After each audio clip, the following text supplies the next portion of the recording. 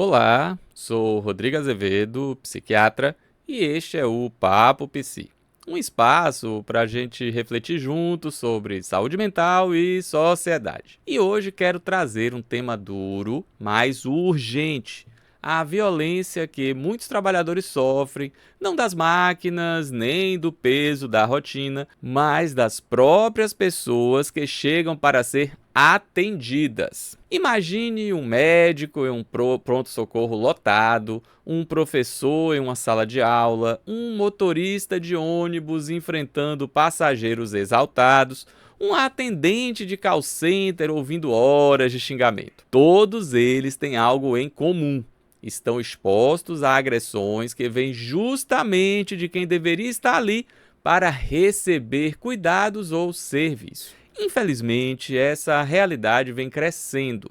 Um caso recente que viralizou ocorreu no Maranhão. Foi com a atendente Tainara, que foi agredida a chineladas no rosto por causa de um desentendimento de apenas R$ 10 com a cliente.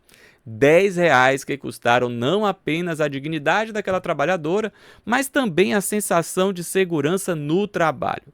E não estamos falando só de socos e empurrões. Estamos falando de xingamentos, humilhações, ameaças e gritos, que aos poucos vão corroendo a saúde mental.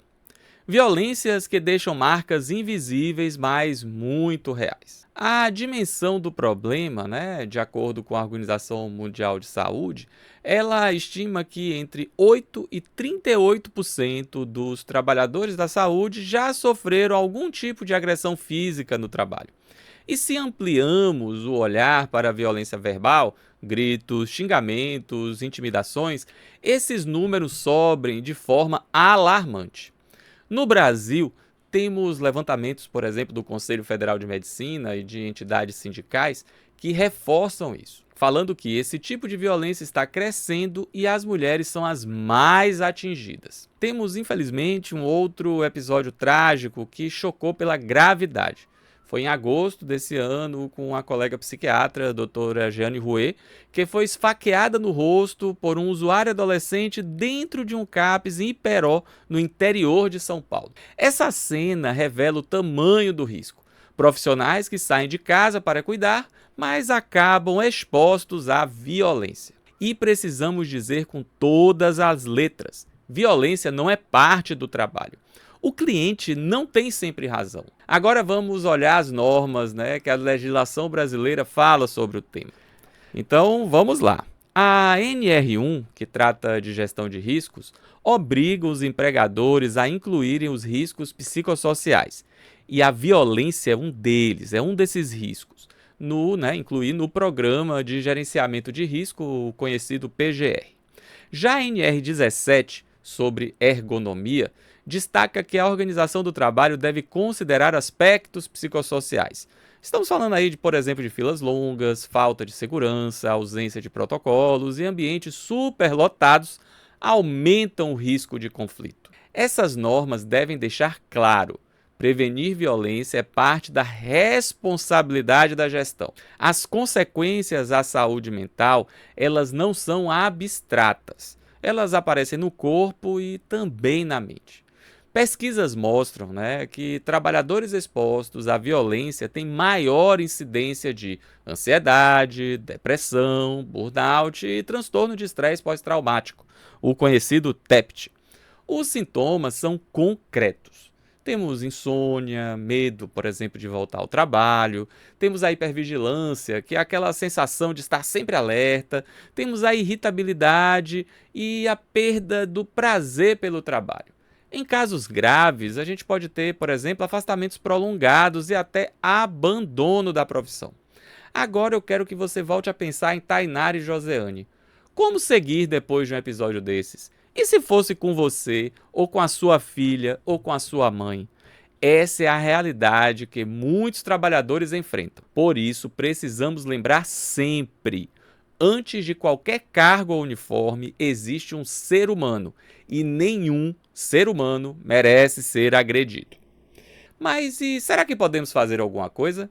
Pessoal, podemos sim. Quer dizer, nossos gestores, junto conosco enquanto trabalhadores, pode sim fazer coisas, certo? Vamos então aqui falar 7 coisinhas que a gente pode fazer no trabalho. Primeiro passo: registrar os episódios. Onde aconteceu, quando aconteceu, foi na recepção, no caixa, no balcão. Sem registro não há dado. Sem dado não há gestão. Passo 2: reorganizar o espaço e os fluxos. Pequenas mudanças trazem grandes resultados. Estou falando aqui de sinalizações claras, filas bem distribuídas, tempo de espera informado, áreas sem superlotação, rotas de saída segura para os trabalhadores. Vamos agora para o terceiro passo: criar protocolo de prevenção e resposta. Quem chamar, como agir, como proteger o trabalhador depois da violência. Protocolos não podem ser apenas papéis esquecidos na gaveta. Precisam ser conhecidos, testados e atualizados. Quarto passo: treinar equipes e líderes. Treinar não é só dar palestra, é ensinar comunicação não violenta, técnicas de desescalada de conflitos e leitura dos sinais do corpo. E, acima de tudo, ensinar líderes a acolher depois da violência, não culpabilizando a vítima. Quinto passo: é preciso oferecer apoio psicológico, avaliação psiquiátrica quando necessário e até ajustes de jornada. Esse cuidado previne quadros crônicos como burnout e o transtorno de estresse pós-traumático. Sexto passo: política de tolerância zero para a violência. A instituição precisa ser clara: violência não será tolerada. Isso significa apoiar registros policiais, não desencorajar boletins de ocorrência e oferecer respaldo jurídico. Muitas vezes, a omissão da empresa adoece mais do que a própria agressão. Sétimo passo e último, pessoal: nada melhora se não for medido. Vamos ter que ver taxa de incidência, setores mais atingidos, tempo de resposta, satisfação da equipe. Esses dados precisam voltar ao programa de gerenciamento de risco para a gente poder fechar, o ciclo de prevenção. A violência de usuários, clientes e pacientes não pode ser normalizada.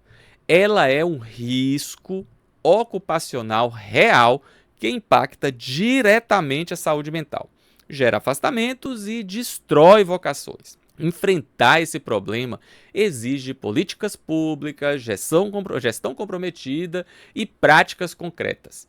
Mapear, prevenir, acolher e monitorar. Porque cuidar de quem cuida é, acima de tudo, um ato de responsabilidade coletiva. Então, se você já passou por isso, deixe sua experiência nos comentários. Compartilhe esse vídeo com colegas e gestores. Quem sabe essa conversa não seja o começo da mudança de seu ambiente de trabalho. Claro, inscreva-se no Papo Psi, curta, comente e compartilhe. É isso, pessoal. Um abraço para todos e até o próximo Papo Psi. Tchau, pessoal. Tchau, tchau para vocês. Tchau, pessoal.